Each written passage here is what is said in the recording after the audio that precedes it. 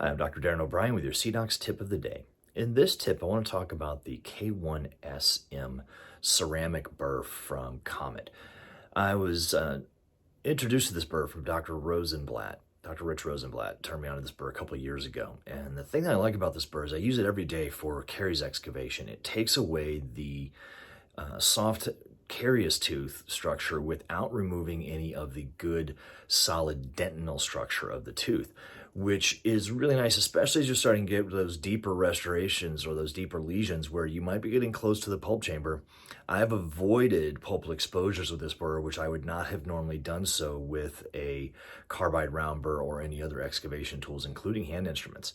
It really is a great burr to expedite the caries removal. The other thing that it's really good for is removing cement. If you have a crown that debonds and the resin cement or the glass ionomer cement is still on the tooth and you need to clean that off, it also works really well for cleaning that off on the preparation of the tooth without removing healthy tooth structure. So you don't have to worry about damaging the margins or damaging the underlying tooth structure when you're trying to remove that cement on a debonded crown.